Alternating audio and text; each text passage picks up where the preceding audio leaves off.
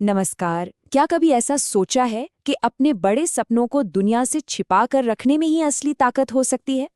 चलिए, आज इसी हैरान कर देने वाली रणनीति के पीछे का सच जानते हैं। और ये सवाल तो हम सबके मन में कभी ना कभी आता ही है ना। हम अपने आसपास देखते हैं कि कुछ लोग तो पता नहीं कैसे अपने सारे गोल्स पूरे कर लेते हैं, और वहीं दूसरी तरफ हम हैं जो शायद अभी भी प्लानिंग में ही उलझे हुए हैं। सवाल ये है कि आखिर ऐसा होता क्यों है? अब जो जवाब है ना वो थोड़ा सा चौंकाने वाला है। सच्चाई तो ये है कि हम अपने प्लान के बारे में जितनी ज्यादा बातें करते हैं उसके पूरे होने की संभावना उतनी ही कम हो जाती है। असल में इसके पीछे एक बहुत गहरा मनोविज्ञान काम करता है। समझिए कि एक ऐसा अनदेखा जाल है जिसमें न जाने कितने ही सपने उलझ कर रह जाते हैं। तो चलिए आज इसी जाल को परत दर परत खोल कर देखते हैं। तो सबसे पहले चलिए इस विषय की गहराई में उतरते हैं और समझते हैं कि ये मनोवैज्ञानिक जाल आखिर है क्या, जो हमारे बड़े बड़े एम्बिशंस को रास्ते से भटका देता है। सोचिए, जब भी कोई नया आइडिया या गोल मन में आता है तो एक अलग ही एक्साइटमेंट होता है ना। पर मजे की बात यह है कि यही जोश, यही उत्साह हमारी सबसे बड़ी कमजोरी भी बन सकता है। होता क्या है कि जब हम उस जोश में आकर अपने बड़े बड़े प्लान सबको बता देते हैं तो हमारे दिमाग के अंदर ही एक ऐसा केमिकल खेल शुरू हो जाता है जो हमें अपनी मंजिल से दूर ले जाता है। और यहीं पर साइंस सामने आता है, और ये बहुत इंटरेस्टिंग है। देखिए, हमारा दिमाग ना बड़े अजीब तरीके से काम करता है। वो कई बार असल में कुछ करने और सिर्फ उसके बारे में सोचने या बात करने के बीच का फर्क ही नहीं समझ पाता। तो जैसे ही हम अपने गोल का ऐलान करते हैं, दिमाग को एक सिग्नल मिलता है कि वाह, आधा काम तो हो ही गया। ये पूरा साइकिल बहुत सिंपल है, लेकिन उतना ही खतरनाक भी। इसे डोपामिन ट्रैप कहते हैं। समझिए कैसे काम करता है। स्टेप 1, हमने अपने गोल के बारे में सबको बताया। स्टेप 2, लोगों से तारीफ मिली, वाह क्या बात है। स्टेप 3, हमें अच्छा महसूस हुआ, लगा कि कुछ बड़ा हासिल कर लिया है। और स्टेप 4, जो असली काम करने की अर्जेंसी थी वो कम हो गई। मतलब बिना मेहनत के ही दिमाग को इनाम मिल गया। तो फिर असली काम करने की मोटिवेशन वो धीरे धीरे खत्म हो जाती है।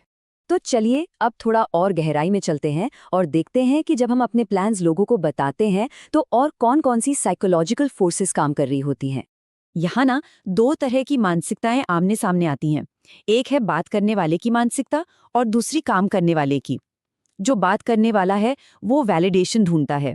वो सिर्फ ये कहकर कि मैं एक किताब लिख रहा हूँ, एक राइटर वाली फीलिंग ले लेता है, भले ही उसने एक पन्ना भी ना लिखा हो। इसे कहते हैं आइडेंटिटी सेटिस्फैक्शन। और दूसरी तरफ वो है जो काम करता है। वो चुपचाप अपना काम करता है और उसकी पहचान उसके काम से बनती है, बातों से नहीं। इसे ऐसे समझिए, आपका कोई नया आइडिया एक छोटे से नाजुक से पौधे की तरह है।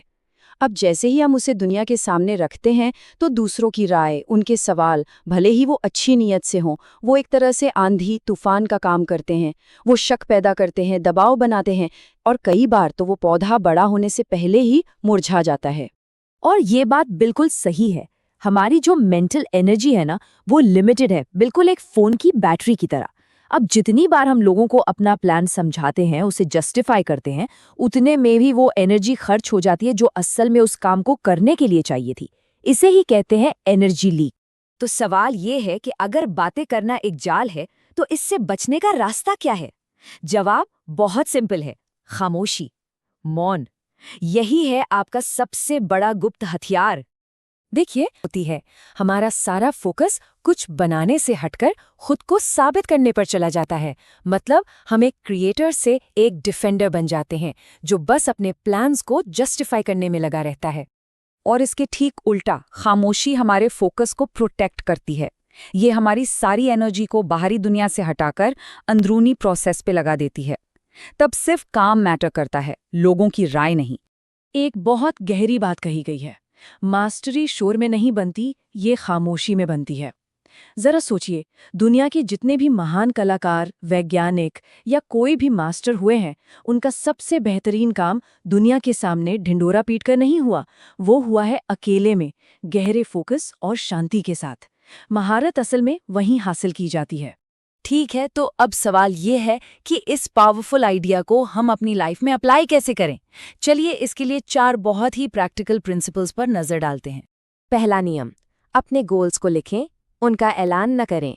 जब हम लिखते हैं तो ये हमारे और हमारे लक्ष्य के बीच एक पर्सनल कमिटमेंट बन जाता है, लेकिन जब हम बोलते हैं तो ये दूसरों की राय के लिए एक खुला मैदान बन जाता है। दूसरा नियम, अपना सर्कल छोटा और ट्रस्टेड रखें। देखिए, इसका मतलब ये बिल्कुल नहीं है कि किसी से बात ही ना की जाए। इसका मतलब है कि अपनी बातें सिर्फ उन चुनिंदा लोगों से शेयर करें जो सच में सपोर्ट करते हैं, सिर्फ अपनी राय नहीं देते। तीसरा नियम, प्रोग्रेस पर फोकस करें, पब्लिसिटी पर नहीं। असली सैटिस्फैक्शन लोगों की तालियों से नहीं मिलती, बल्कि हर दिन जो हम छोटी छोटी प्रोग्रेस करते हैं उससे मिलती है। उस प्रोसेस को एंजॉय करना सीखें। और आखिर में चौथा और शायद सबसे पावरफुल नियम, अपने रिजल्ट्स को शोर मचाने दें। जब हम चुपचाप काम करते हैं ना, तो आखिर में हमारा काम खुद बोलता है, और जब काम बोलता है तो उसे किसी और शब्द की जरूरत नहीं पड़ती। क्योंकि एक बात हमेशा याद रखनी चाहिए, दुनिया शब्दों को भूल जाती है लेकिन नतीजों को कभी नहीं भूलती। आखिर में हमारी क्रेडिबिलिटी हमारी बातों से नहीं, हमारे ठोस काम से बनती है। तो मैं आपको बस इसी एक सवाल के साथ छोड़कर जा रहा हूँ। वो कौन सा बड़ा आइडिया है जिसे आज से खामोशी से प्रोटेक्ट करने की जरूरत है? उसे दुनिया के शोर से बचाइए, उसे अंदर ही अंदर सींचिए और फिर उसे हकीकत में बदल कर दिखाइए, क्योंकि असली ताकत बातों में नहीं, काम में है।